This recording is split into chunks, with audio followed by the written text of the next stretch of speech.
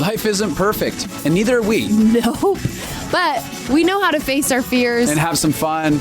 and talk about all the messiest things of life. Like the messiest things. Get connected to yourself, get connected to others, and get connected to the life right in front of you. This is The Connected Life with Justin and Abby. That's me. That's you. And you. We have started this recording 3 times and it has not worked. It might be a 4th time coming here real soon. Yeah, I don't think you're liking how I started this one either. But the last time I was just giggling out of control because you were talking and I did my sound effect. Dun, dun, dun, dun, dun, dun, dun, dun. He said, nope. And you immediately clicked end on the recording. No, you can't then try slip it into this recording by telling about how you did it in the last one. That's a load of crap. You hate it so much. I hate it with a passion. It's like nails on a chalkboard. Oh my God, I'm venting so much right now. I can't stand it. I can't stand it. It's on so many podcasts. So, Eddie, what if I You're no longer allowed to use that sound effect. what if I did it sound like? I need you to apologize. I need you to apologize. What if you said? What if I did something like na na na? Why is that? I'm sorry. I'm sorry you just spent the last minute and 20 seconds of your guys' lives listening to her justifying this. Today we got in a fight that was like exactly like this, where I was laughing We were, and it was awesome. so hard. Because it was either going to be explosive laughter. You started crying. You're ovulating. You're ovulating. All you men out there, you know when your wives or your significant others are ovulating. You see it in their eyes.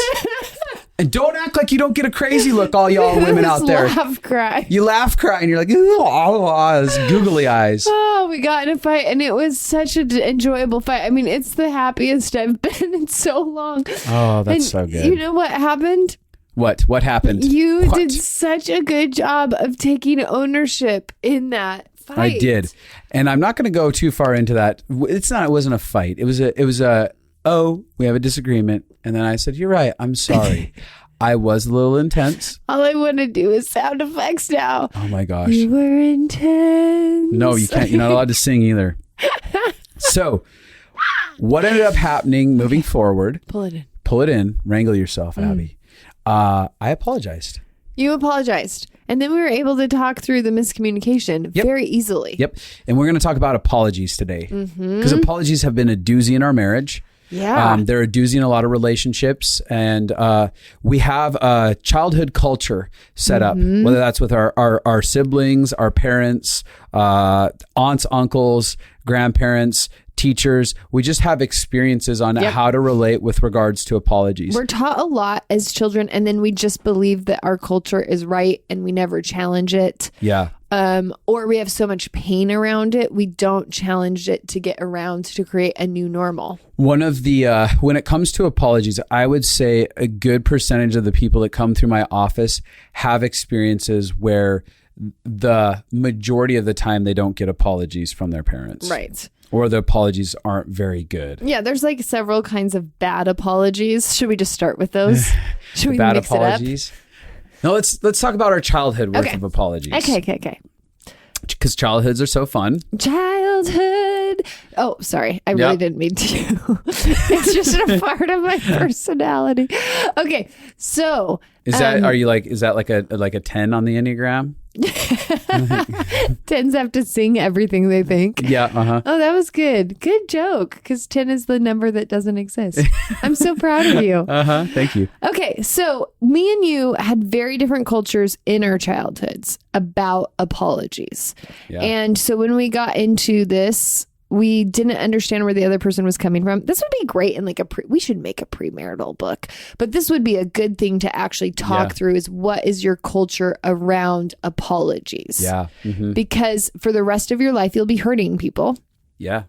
And so it's good to learn how to find a common language, common core values, and common standards for how apologies work. Yep. But most of the time we don't have that. And so we're mad at our partners, and also we're not looking inward at ourselves. Totally.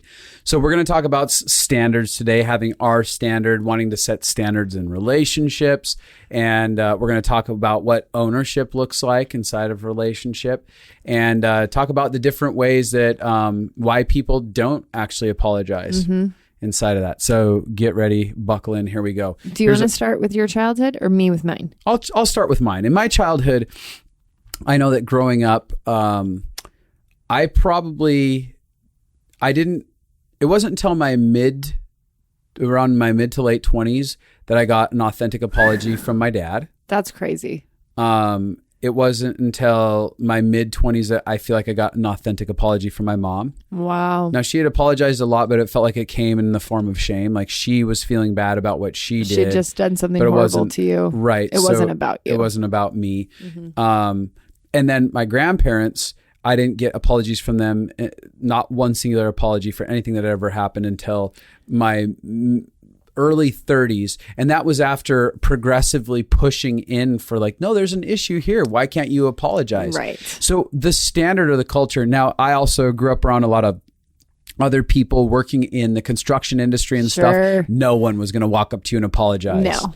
And not only were your parents not apologizing to you, there wasn't apologies as a culture. They weren't apologizing to each other. Right. They weren't apologizing to their family. So it wasn't, and their family members weren't with them. I mean, you would watch the extended family culture, and no one was like, hey, let me just own me and become soft and gentle. No one did that in the outer culture. So and it wasn't this is just my how parents. Culture gets passed down from generation to generation. Totally.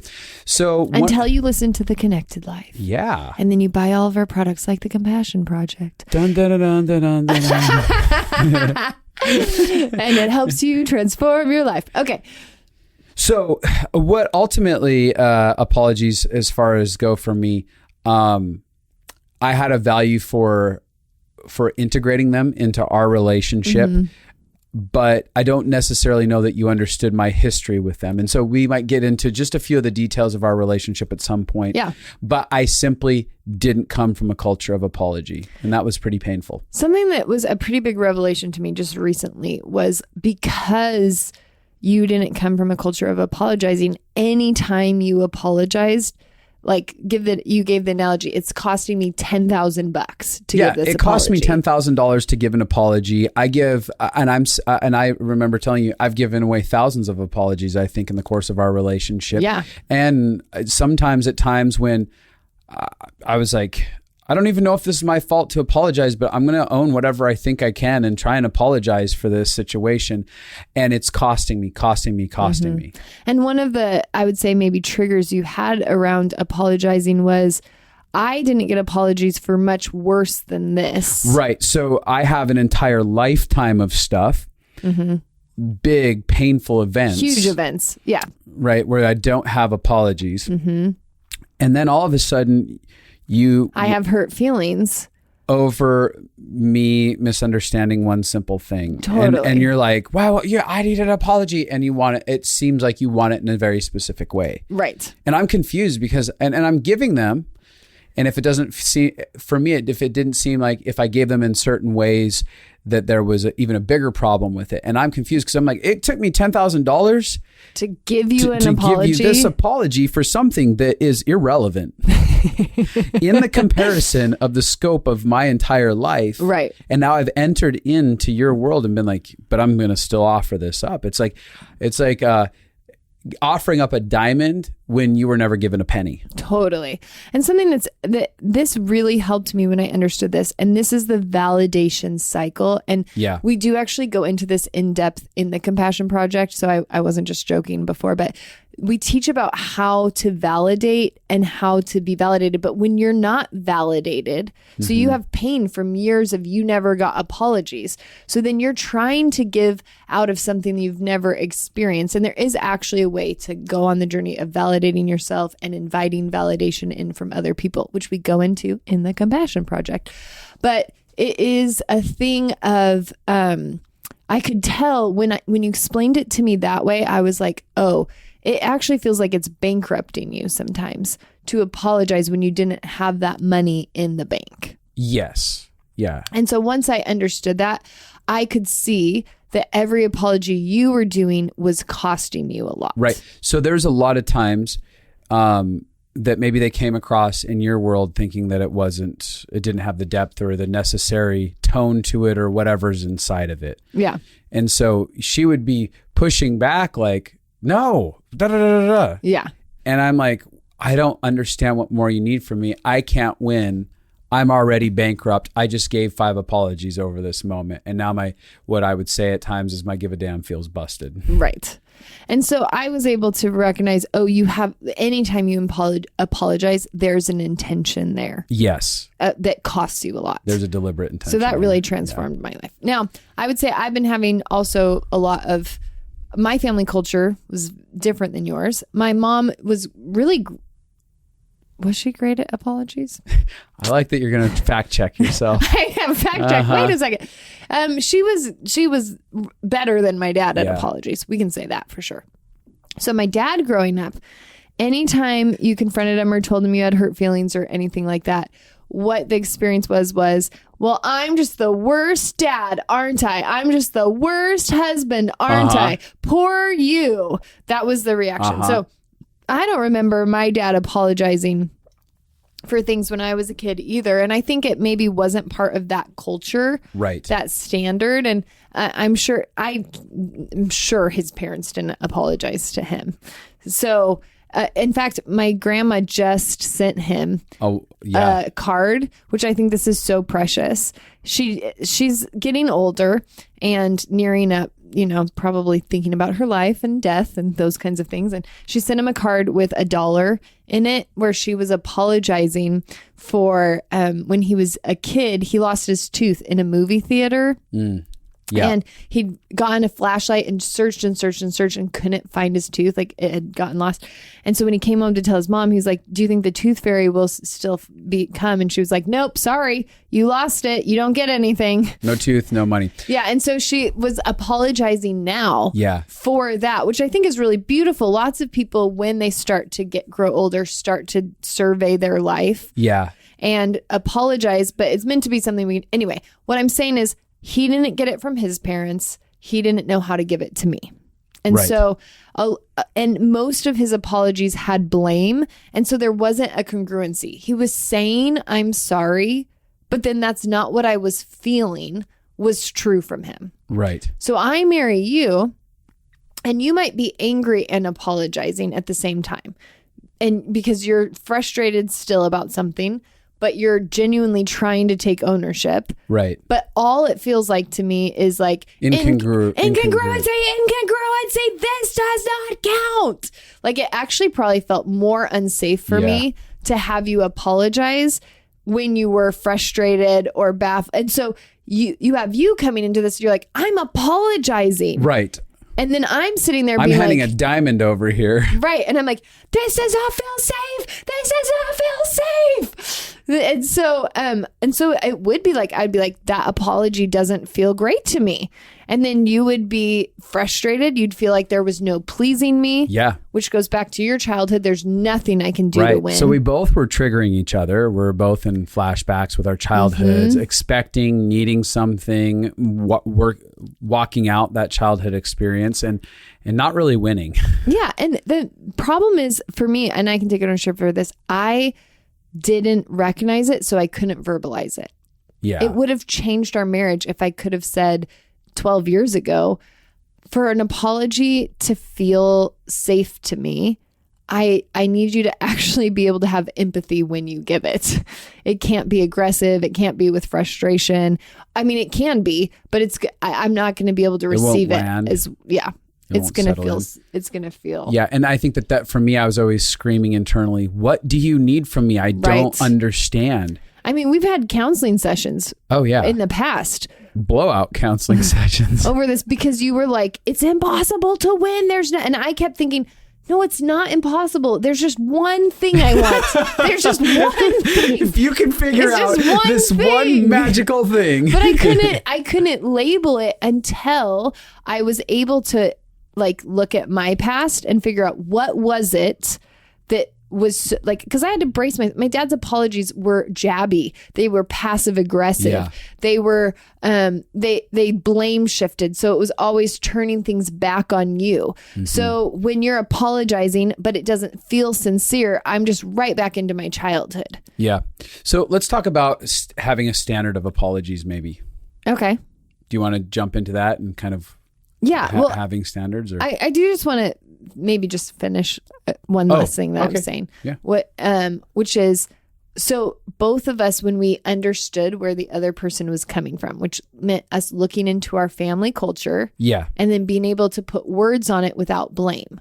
So Justin was able to tell me, I never got this. I'm trying my hardest. That wasn't about me. And I was able to tell him, I continually felt the most hurt in apologies. Right. So when we were both able to share our pieces of the puzzle, it brought so much peace to us and understanding over this thing that we haven't had. And it evoked a lot of compassion towards one another. Yeah. It's like, oh, I see you now. Compassion project. Okay, so now we can jump into. I remember years ago. So this is when Justin had in our first few. Now we both had anger issues. We've talked about this in this podcast.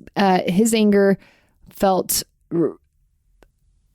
really crazy to me from the family culture I came in, and his anger to him felt much less than the family culture he came from. Yes. Right? Yes. I felt like... I'm toning this down. Yeah. Does that feel true? Yeah. No, I'm agreeing. Yeah, my face wasn't... yes. Yeah. And so then I remember when we started doing marriage counseling, and that was when we realized, oh, you could actually have deep connection and work through stuff without these huge explosions. Like that thought had never occurred to us because we both grew up with families who had huge explosions all the time. Yes. And so I remember meeting with Jason and him saying like, you guys need to have standards of how you treat each other. Jason was the person meeting. Just a person. A friend of ours. Yeah. And so he was like, you need to have standards on how you, like, no cussing at each other, no yelling at each other, no throwing things, which sounds funny, but actually I know even like Pizzi not this last year, but the year before, they had to sit down and like, okay, what are actually the standards we want in our relationship? She'd never thought about what standards are right or wrong. Yeah. So they'd never followed anything. Yeah. So I remember you would start setting boundaries with me. Mm-hmm. So like, I started coming up with a standard of like, oh, this is not okay. This is a boundary that we need to... You can't cuss at me. Yeah. Which is an appropriate standard. Don't you think? Yeah, I would say so. Yeah. And so, but for me, I was like, oh, hell no. You can't set a standard on me because you've just been cussing at me for the last 2 years. You can't all of a sudden change the rules. I'm playing by your rules.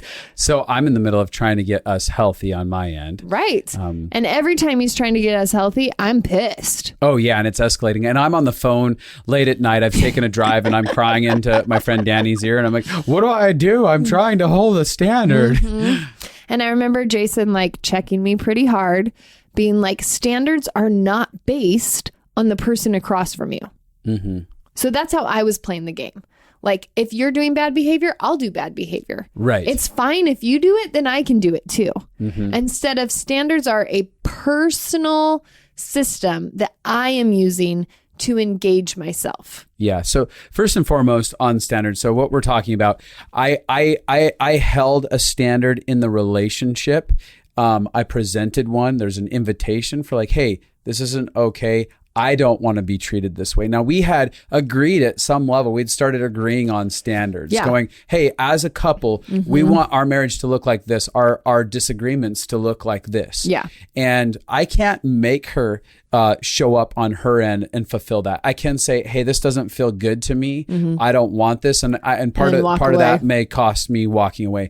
However, I am responsible for me. That means all right, at the end of the day, if she's cussing at me and I begin to engage in cussing back at her, I'm violating my own standard. Yep. And regardless of what she does, I get to go, no, but I'm going to model on my end the best I can, this healthy standard of how I want to live. And so that began a process for me trying to figure out, how do I do that? How do I hold that standard? Well, and I love what you're saying, because in so many of the couples that we work with, because we do consulting, we actually, this happens. It's like, well, they blamed me, so I blamed back.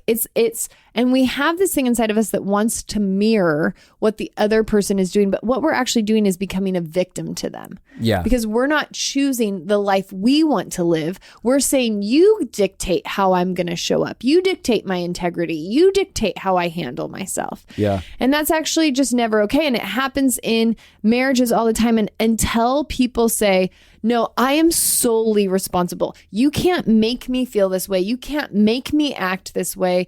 You can't make me cuss at you. Right. Like, you can't make me yell at you. Those are all my personal decisions. Yep. And so the reason we're talking about this is a lot of times we don't take ownership when we are deciding that the other person is dictating the culture of how we're going to show up. Yeah. Absolutely. So we, especially within regards to apologies and stuff like that, we've gone on a journey of trying to figure out our own personal standard of how we're going to own ourselves inside of apologies. Do you want to talk any more about that? Yeah. I'll say it as, and again, I just want to harp on this. It might be a little repetitive, but it's much easier to police you than it is to police me.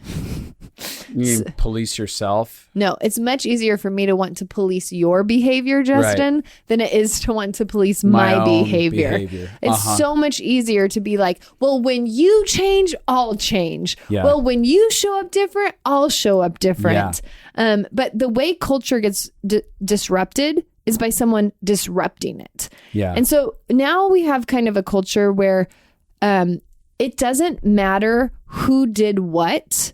If we break a standard, we take ownership. Right. And so let's just say Justin yells at me, and let's just say this is not a true story, but I'm trying to just give an example. create a Let's say hypothetical. he yells at me for 5 minutes and he cusses me out. And I'm like using my words and talking real nice and doing everything perfectly. And then at the end of the 5 minutes, I freak out and scream at him for 1 second. Yeah. So let's say that's the scenario. Yes. That means I have to come back and own that I broke the standard. I'm not waiting for him to say he broke the standard first. Right. I don't have control over if he comes to me and apologizes. I don't have control over if he takes ownership for what he did. So I'm not measuring, like, will I take ownership based on does he take ownership? And a lot of couples do this. They'll take as much as the other person will give. Yep. And so for me, it's like, even if he does everything wrong and I do one little thing wrong, I have to take ownership. Yep. Or like the other day, we got in a conflict and I got triggered. And one of the things that we often do is when we get triggered, we walk away. Yeah. Because when you're in a triggered brain space, you can't. So when I recognize that my brain feels blown to pieces and I'm not in control of myself. Well, I felt in control of myself. That feels like an extreme. Well, when I say not in control of myself, I'm acting in ways I would rather not. I didn't feel that way either. Okay. I'll tell you how I felt. You tell me how we felt. I felt like my defenses were up. It was just that little. My defenses were up. Sure. I wasn't trying to connect. I was needing you to hear me. Right. So that was a trigger for me. Okay. So I'm just trying to, I don't want people to think like you. So I should have said, you know what? I need to go. Yeah.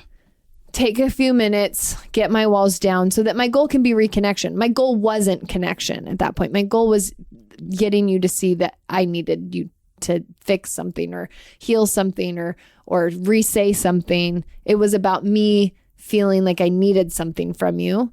Yeah. That's when I should have left and gone and self-nurtured, all that kind of stuff. So we went through the conflict And then I eventually did that. It just took too long. I eventually went and put myself in timeout. And so I had to come back and say, you know what? It doesn't matter what you said or how you were responding. I'm in charge of me. I have to. Yeah. I should have put myself in timeout as soon as I recognized what was happening. Totally. So you simply taking ownership for that. Yeah. Breaking your standard. So a lot of times people will look into situations like this and they'll come into me and they'll be like, I don't know. When do I take ownership? What do I take ownership for? I don't know when I should apologize or how I should apologize. And right here, we're giving you a foundation. When you have a certain expected standard of relating to people, that's a great first beginning. Yeah. Like I know what I can apologize for because I can look and go, did I violate one of my core standards? And here's a few core standards: being respectful towards people, being kind to people, not being aggressive at people, even if it's a kind aggressive, like there's lots of people who passively aggressive say things like passive aggressivity. That's not a word. Isn't right. Cussing at, demeaning, speaking down to, blaming, all of those things are not healthy, are not good behaviors with people. Totally. That's great. So why don't we talk about why we don't actually apologize inside of a relationship? Because I think that when we understand why we're not apologizing, it helps us to gradually apologize. We can begin to do a litmus or a checklist inside of ourselves. Yes. Like, why am I not apologizing right now? Is it one of these things? Yes. Right? So one of the first reasons why we don't apologize, in my perspective, is that we're afraid of blame. Ultimately, if I begin to apologize in this circumstance, that's going to be admitting blame or fault. Almost like if you say you're sorry for one thing, then that means all of it is your fault. Yes, this whole thing is my fault.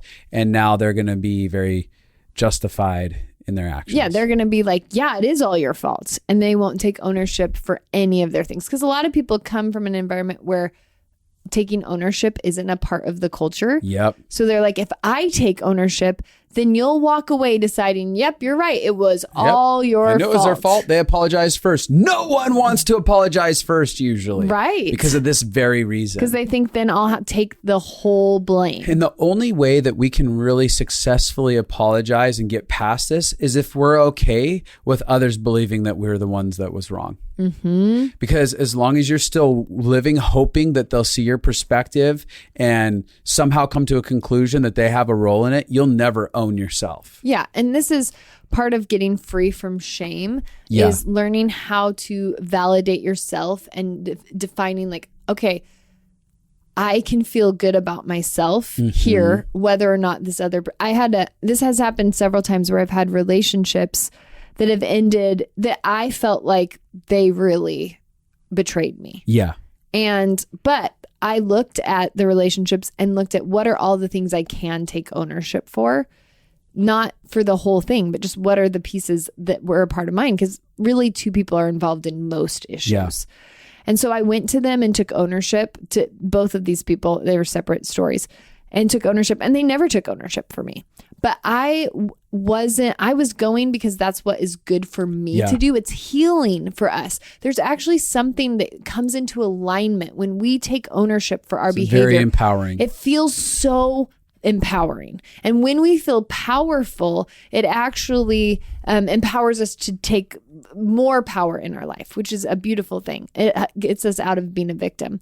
But so I remember I had to deal with getting right with me. Yeah. Like, what do I feel about me? What do I think about me? Yeah. Whether or not they ever think this back. I watched a friend of mine. She went through a divorce, and she was messy inside of her divorce, and her husband and his family were extremely messy people as well. But they had a culture inside of their family of thinking that they were the ones that did everything right and well, and they were perfect inside of it. And when she went through that divorce, I remember participating in the journey with her and just being like, well, how can you own you? And I remember she wrote this big letter of apology for the ways that she showed up inside the family. And that family attempted to even have dialogue with them. And that family took their son's side. didn't want to come and own the way that they had treated her for years and stuff. And I don't think that she was a victim in it. I'm just saying they had a culture that they can't buckle and take ownership for self. Everyone else had to be bad. But in her world, she was able to get her liberty and her freedom and go, yep, they may always think that I'm the one that caused all this and this was all my fault. Right. That's fine. These are mine to own. And that gave her freedom. She got to walk away feeling proud of how she walked it out. Like, and you ended this well. Yeah, I did everything that was in my power to do. I feel, and that's, I think, where there's a sense of self-worth that comes from taking ownership, because there's a sense of like, this was the right thing to do. And it feels good doing that, even if somebody doesn't respond. Yeah, absolutely. Yeah. Okay, another reason why we're afraid to apologize. Punishment. Because usually the minute that we feel like, if I apologize for this, now this is going to give validity to their ability to somehow punish that, whether that's, okay, now, yep, you're right, you were wrong, I'm going to withhold love. I'm going to make you pay a price through some sort of aggression or actions. I'm going to take certain actions that are going to be hurtful. I'm going to speak poorly of you. I'm going to share your apology. Like, yep, then they apologize. See, they were completely wrong. And the punishment of accusations now that are levied against them after that. Oh, yeah. And here's the truth. All of those things can happen. Yeah, absolutely. You can apologize a ton and have someone who just constantly levies punishment. Yeah. And that's not a relationship to stay in. Yeah. That's not a healthy relationship. But it's not like, I always think, what do I have power over? I don't have power over how you respond. I have power over me living my best life. A life that's fully lived. Yeah. There's also the fear of being misunderstood, which is a really big one inside of it. Because if I apologize, oftentimes people are like, quick to follow up apologies with justifications. Yes. Like, oh, I need you to understand why I did this. It's not that I'm bad. It's not that I did X, Y, and Z. Here's what my heart was behind it. I was actually talking to someone just the other day, and they're like, yeah, I can apologize to this person for our lifetime of problems, but would it be wrong for me to immediately tell them why I did it so that they understand? Totally. And I'm like, oh, you really don't want to be misunderstood. Right. And people are scared that, like, because oftentimes, here's what happens. Our behavior and our intentions are often very different. Right. That's the conversations we've had today, me and you, our conflict, our behavior and our intentions were completely opposite. Yes. Like, I had behavior that you thought I wasn't caring about you, but my intention was that I was trying to care about you. Yeah. And so what happens is, because people, or even there's been so many times in our marriage that I have a confused trigger. So when I get confused, it sounds very aggressive. But internally, I don't feel aggressive at all. Right. Internally, I'm just trying to understand something that's not making sense to me. Right. And so I didn't know how to apologize when I'm like, but inside, I'm not bad. I'm not doing that. And people have this thing of, I'm not bad. That's why they don't want to apologize. Because it's this belief that if I apologize, it's admitting I'm bad. It's admitting that I'm not worth it. I'm not worthy. I'm not lovable. I'm not enough. There's something inherently wrong with me. Yeah. There's shame, basically. Yep. And so I do think when I apologize, I often apologize. And then I say, I would love to share what my intentions were with you if you are open to that. Yeah. And sometimes I'm not. Yep. Or sometimes you're not ready in the moment. Yeah. Sometimes I am in the moment, but sometimes like, yeah, why don't you get back to me? Let me just spend some time here, because it's too close to home. Like, I need to be able to grieve or have the emotions I have. And a lot of times we want to stop people's emotions from them having any further emotions by giving them clarity. Let me clarify so you don't have to have your negative emotions. I know that I did that with you a lot. Oh, yeah. You're like, no, my intentions weren't that. Right. So why are you feeling it? Because when you'd feel all these bad emotions, I'm feeling punished by them. And I'm like, you don't even, it's a waste of time having bad emotions. Here's the reality of the situation. But your brains need emotion to emotion, logic to logic. So you can't switch out of emotion to understand. Yeah. Yep. So there's the fear of being powerless as well. I want to talk about that. Powerless or voiceless. Because being powerless or voiceless, oftentimes what happens is we feel like if I begin to apologize, then you're not going to hear me about my stance or my perspective. Now you're just going to take that apology, move on from things. You're not going to want to understand me. I'm not going to get to share how you affected me now, because if I apologize, it means that I'm the one that was in the wrong here. And now I have no right to share my experience. Now, this is a really real fear. If I apologize, I won't get to be heard. But I will say in our marriage, typically when you apologize, I have a better chance of hearing you afterwards. You know, like when you take ownership, if there was something that needed to be done, it is much easier for me to hear you after that. Most people want to be heard before they apologize, and it's like a backwards system. So do you think the same is true with me? If I apologize first, is it easier for you to hear me? Yes, I really think it is. Yeah.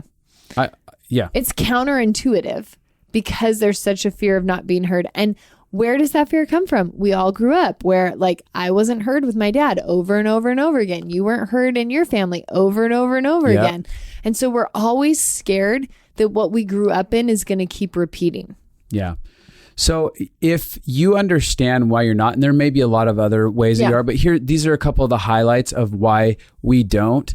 Start checking yourself. Take a moment even with this list and go, what's my main one on that list? And are there any other reasons why I wouldn't want to apologize to people? What that would mean about me, about them, about the circumstance. Yeah. Now, I want to talk really quick about bad apologies, because I think this is another reason we don't apologize, is because we have such bad experiences with apologies. Right. Or we're not taught how to apologize. And so there's a couple ways that you can have apologies that feel horrible to you.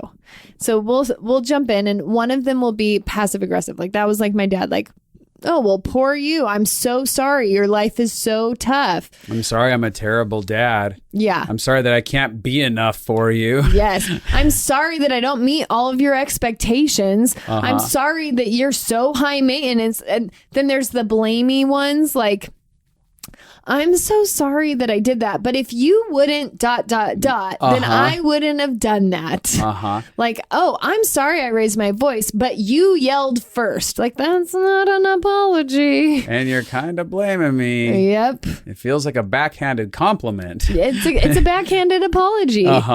Then they have the what we call the Cyndi Lauper apology. We call that. we were watching The Apprentice one time years ago, Celebrity Apprentice or whatever, and Cyndi was on there and she made a mistake, and they were confronting her on it, and she was like, I'm sorry, there, I apologize. I already said I was sorry. I'm done.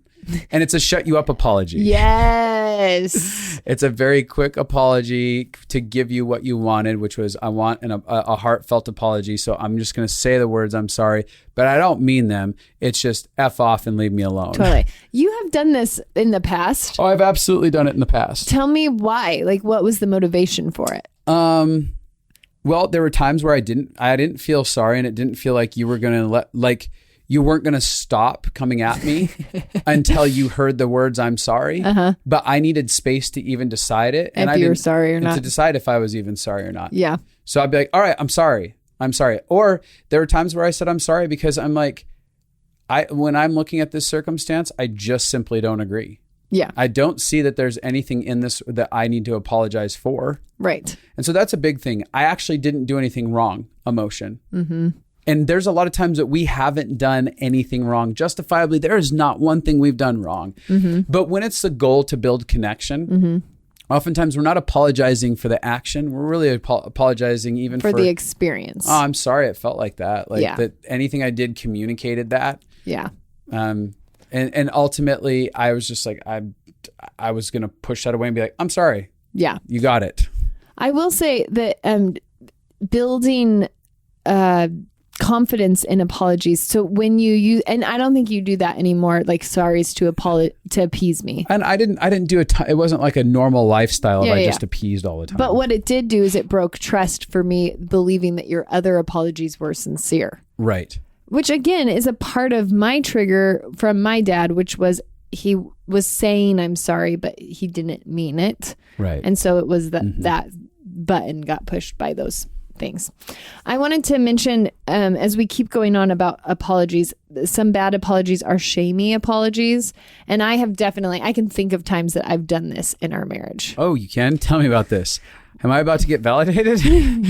Well, I mean, there's been times in our marriage where I come and I'm feeling so bad about something that then I make the apology about me. Do you remember? Okay. Yep. I remember like for a birthday one year, I didn't get you anything. And then I started apologizing to you about not getting you anything. I'm so sorry. I can't believe I didn't get you anything. I'm a terrible wife. And it was really this apology about your shame, my insecurity, my feeling bad. And so you were having to coddle me. Yes. Comfort and coddle you. Yes. Which is actually what you had experienced in your childhood from your mom. Right. So it's amazing you didn't get angry at me for that. Good job. You did so good. I can't say it wasn't painful. I know. Yeah, but I made up for it, right? I've worked on birthdays since then. Yeah. You've worked on apologies too since then. Yeah. Yeah. And so have I. We've both grown. So where do we want to go from here? Okay. One thing I wanted to mention is if you have a bank account that's negative in apologies, then you really can sometimes never hear it enough, or there's got to be a win. Like I was actually just meeting with a client and her husband did something that really broke her trust. It wasn't like a sexual thing or an affair. It was just something where he broke her trust. And I was asking her, like, is there anything he can do? Like, can he apologize? Right. Is there an end in sight for him, or is it just no matter what he does? Yeah, I'm genuinely asking her, like, is apologies and rebuilding trust? Because apologies are not meant, and that's another bad apology. We should have included this in the bad apologies. And I know this a lot. 9s on the Enneagram do this a lot. They apologize and it's so sincere and it's so good. But it's never followed up with actual ownership of change or growth or development or figuring out how or why they got there in that place. So they continue on with the same behavior for years upon years upon years. And they always apologize. And they mean it every time. And they I mean am really it. sorry. And it feels so sincere. And then nothing is different. Yep. Yeah, I forgot about that kind. That was good. But so in this relationship with him, I was like, is there a way that he can apologize and begin rebuilding trust? Or is there not a way for that? And it's important for all of us to check ourselves. Like, do I have, like, if I could have understood earlier my bank account with apologies and been able to verbalize it, then I could set the people up around me for success. And so is there an opening? Are you even open to people? Because that's part of taking ownership for me. Like, I'm going to take ownership for what I do wrong, but also, do I allow people's apologies to affect me? Yeah. Which what you're really saying is, why don't we allow apologies to land? And that is, they might do this again. And I'm just going to get hurt again. And if I accept their apology, it means I'm trusting them. Right. And it doesn't mean that an apology being accepted is now trust being rebuilt. There's conversations around what that can look like to receive that apology and then rebuild the trust in the relationship. Yeah. You know what I think would be a fun idea to do? What's that? Have you apologized to people for how they had never gotten good apologies? Oh, I can totally do that. I think we first need to know, though, what a good apology is. Oh, good idea. Or at least You're have so a conversation full of good on it. ideas. I don't think there's any specifically perfect apology or the right apology, or this is how it has to be done. But I do think that there's something very valuable foundationally about being connected to some form of compassion or some form of sympathy, empathy, whatever, like actually being present with yourself when you do apologize. It's very easy to get lost in just a logical apology. It's very easy to just be like, sorry. Yep. I'm sorry. I'm sorry that people gave you a bad apology. And you can even say it even less snarky than that. And you could even say, yeah, I'm sorry that people didn't give you good apologies. Well, yeah, I mean, I hear it. It's logical, but it doesn't feel like it's heartfelt. Yeah. But that takes us being willing to be present again with ourselves. And a lot of things that keep us from giving a good apology is that when we have shame, we disconnect from self. Yep. Right? Or when we're in self-protection because we think we're going to get punished for it, we disconnect from self. So we don't feel the real weight of the cost of that apology. Mm-hmm. I think that a lot of times when I take ownership for things, I'm trying to think through what did they experience. So typically when I'm triggered, I'm thinking through how do I protect myself? How do I survive? And so I know that when I can be other-centered, it's really valuable to be able to be like, what do I think it was like for them? Yeah. And that is helpful. Now, I don't think you have to be careful with this because I don't want, some people are just overly apologizing. They take blame for everything. Right. And we need to actually really quickly address that too. If you apologize for every time somebody's upset and you take blame for everything, this is not an episode for you. No. No, you need to stop it. You need to stop taking like a blame for everything. Like some people, you need to expect. Yeah, some of you have actually taken on a role of self-blame, and your apologies are coming from you believing almost like you're a doormat and you're to blame for everything and you're bad. And so you're saying I'm sorry every 2 seconds. You're sorry for almost existing and breathing, and like that's not what we're talking about here. It's actually just, oh, my apologies come out of a place of having a life standard, a value system that I uphold inside of my life, and a way of acknowledging other people when they have presented their pain or their emotions to But me. I don't overly apologize. Yep. Okay, so good apologies, have empathy, be connected to yourself, use ownership language. I'm sorry that I did this, or I'm sorry that you experienced this, or I could see how what I did would make you feel this. I would love to share with you my heart.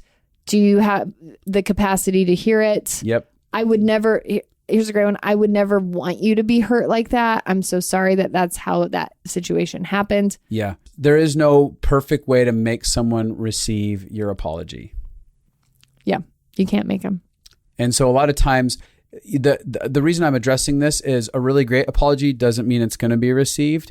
Oh, yeah. Because I think sometimes people are like, if I do the perfect apology, then the person has to feel good. But they have their own triggers. Yep.